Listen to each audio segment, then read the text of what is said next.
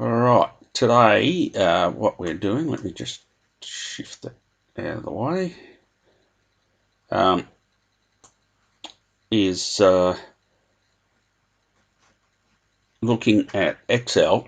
So in this instructional, it's about Excel, and on the web page there, Physics with Sino, sino.online, in the Units 3-4 Physics, in the section which is about the investigation, there's a worksheet, an instruction sheet that talks about through how to use Excel. And so today this video is an accompaniment of that. So what I've got over here is the data that's involved with that. I've made a couple of little tweaks with things here that I want to point out, but essentially it's the same data. All right, so we want to create graphs. Now, Excel's a really good tool. You could do this by hand if you wanted to, but it's hard to get things super accurate when you're doing it by hand, and Excel will do that for you. And there's a couple other things that Excel has that I'll show you that can be useful as well. All right, so first of all, we need to highlight. And we're just highlighting the data, not worrying about the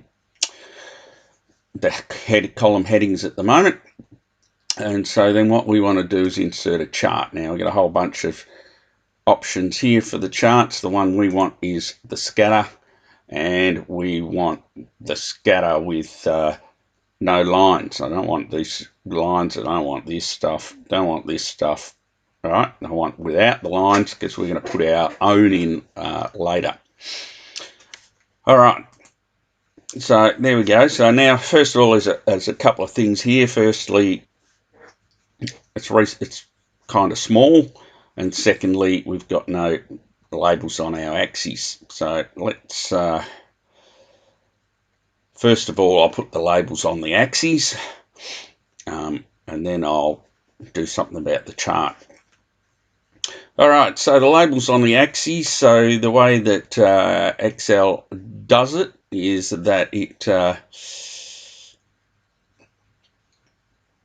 on the horizontal axis it would put that first column, column A, and then on the vertical it would put this second column. So I've got some layouts here over here, and there's a whole bunch of different ones that we can use. All right, none of them what I'm looking for.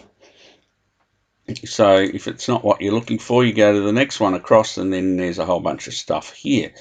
All right, so chart titles are already there. Data labels, I don't want them, but what I want is axis titles. So the horizontal, there it is down here. Now I can highlight that, and that's going to be the length. So what I can do is go over here, copy that from the length, and then go back here, highlight, and then paste. And so there's the length in meters already done. So I want to do the same thing. Where are we? Chart tools, design, chart element. I want to add the vertical axis. There it is. And so the vertical one is force newtons. So let's copy, and then I'm going to paste in there. And there it is, force newtons. Chart title, I need a chart title, force and length.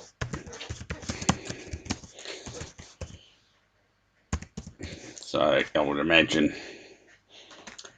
this is something we're stretching something, and then measuring the force that we need to do that. All right, now there's another thing here. We've got 2 decimal places in our length, but only 1 there. And same with our force. So what I need to do is change that. And so if I come over here, put my cursor over the horizontal axis, and then that box comes up, and then I right click, and then I can format the axis. All right, and so here's what we've got here. We can change a few things. All right, and I want to look at the number. Where are we? General, it's a number. How many decimal places I can set now? And that's what we want. We want 2 decimal places. All right, so that's good for that one. There we go. So now I can get rid of that box and do the same in the vertical axis. So vertical axis, format the axis, and again going down at the bottom, scrolling down. So you'll notice that this is a little bit different to what the way the sheet does things, but neither of them is necessarily any better than the other. All right, let's get rid of that text box. All right, now I mentioned before about how it was a bit small. We can make it bigger by right-clicking. So right-clicking, and then see here it says Move Chart. And so what I'm going to do, so at the moment it's an object in Sheet 1. There we are, Sheet 1. I'm going to create a whole new sheet for this chart. So new sheet, OK, and there it is, Chart 1. All right, so there we are. There's Chart 1. Looking at there, like we've got, I don't like that sitting up there. Let's bring that down here. It's better. All right, so what can we do here now? All right, so we can do a few things. So first of all, when we look at this, we can say, okay, the more we stretch it, looks like the more force is necessary. That's pretty obvious there by the way that looks, but you know, there's a bit of wiggles going on here. So if we can kind of smooth them out with a Trendline, line of best fit, then maybe we can get a bit more of an idea as to what is going on. So the way I'm going to do it now is a bit different to the sheet. The sheet talks about clicking on this here, this chart elements, which you most certainly can do, or you can go up here to this chart element 1. See, there's a whole bunch of stuff there in the chart elements. All right, and up here in that one too as well. But the way I'm going to do it is, because this is the way I prefer it. All right, so you put your cursor over one of the points, and so there's that particular point there. That box comes up telling us that we're over that. All right, so then we right click on it, and here we've got Add Trend Line. So I like this because now we get this. All right, so the default's a linear one, and that doesn't look too bad, does it? And we could put in an exponential one, and you can, the linear one looks better. A log one, no, the linear. Polynomial, yeah. Is it better? Is it not? Who knows? Power one, and again, is it better? Is it not? Moving average? Well, it's definitely not. So I'm going to stick here with a linear one. All right, and so that's nice to have that. But we can actually get some more information. And the more information, if we scroll down in this text box here, display equation on the chart. So there we go. There's that. Let me drag that over here. Yep. Let me highlight it also. And let me try and make it a bit bigger. That's a bit small for me. All right. So there we are. So we've got a trend line with an equation. And so if we use it, it's in the y equals mx plus c format. So you look at 6.138 3x minus 0.0266. So your gradient and your y-intercept. So from that, we can certainly see that, yes, from the gradient of that, you can certainly see that for every 1 metre of stretching, 6 newtons is required. All right. Oh, okay. It's now nearly forgot. Better not forget that. Let me get rid of that. Let me now see that now it's changed because I clicked. So this dialog box is now format chart area. That's not what I want. There's some other information I can get about this trend line. So put your cursor over there, right click, format trend line, and that changes back again. And the other thing is this R squared value. So let's put the R squared value on the chart as well.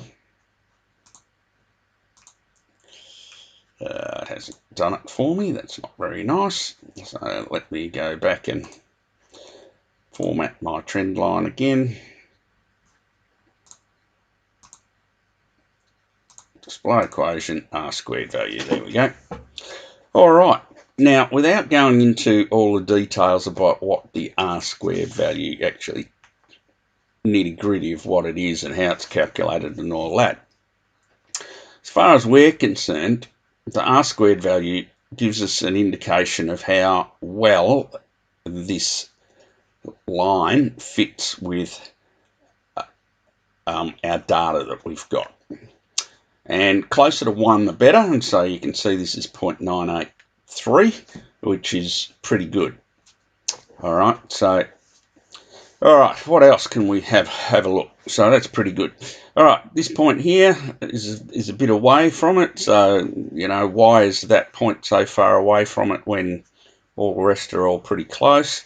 So maybe that's something you would need to go and repeat. All right, now the last thing that we could put on here is what's known as error bars, and in the 2019 physics exam there was a graph you had to draw, and then you had to put error bars on the graph. So Excel can do that as well, and so again we go over to the points. Where are we? Not what to do that. Not to points, sorry. I want going to my, oh yeah, I do want to go to my points, sorry. Format data series. And here we go with it. Where are we? No, I've gone to the wrong place.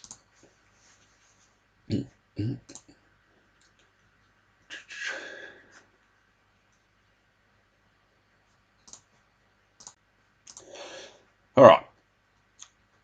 So,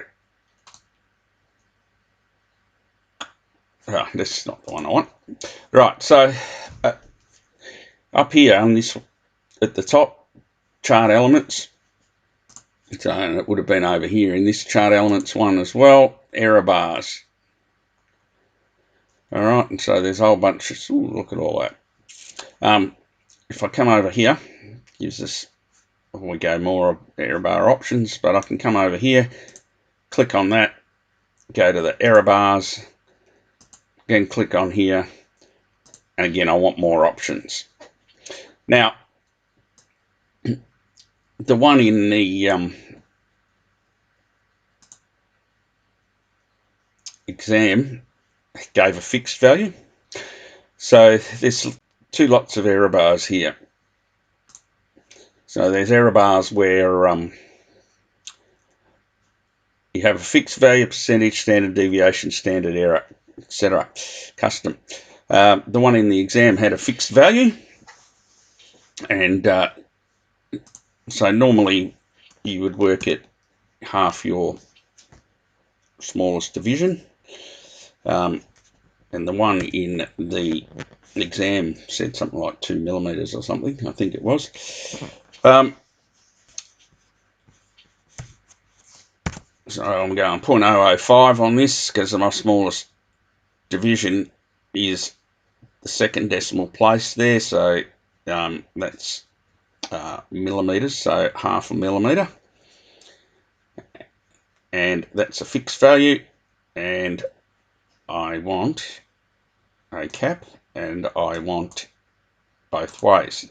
Now, as you can see now, it looks like they've disappeared, but that's because the scale here.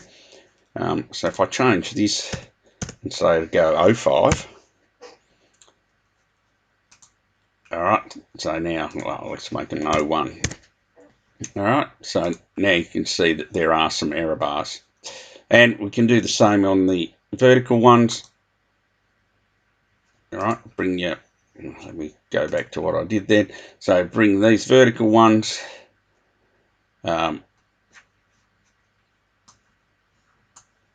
We put our cursor over, right click, format error bars, and so the vertical ones, let's go 05 again, and so now when we click, there we go, there's our ones on the vertical ones. So now with our error bars, when we have a look at the error bars, most of these go through the error bar in some way or other. All right, so there's some error bars. There's how we do all that stuff in Excel. Hopefully I wasn't sounding too vague towards the end there. So there's always this recording to look at. There's the help sheet, which is a little bit different, but it also gives you some information. Of course, there's your teacher that helps as well, which is me. So ask if you need help.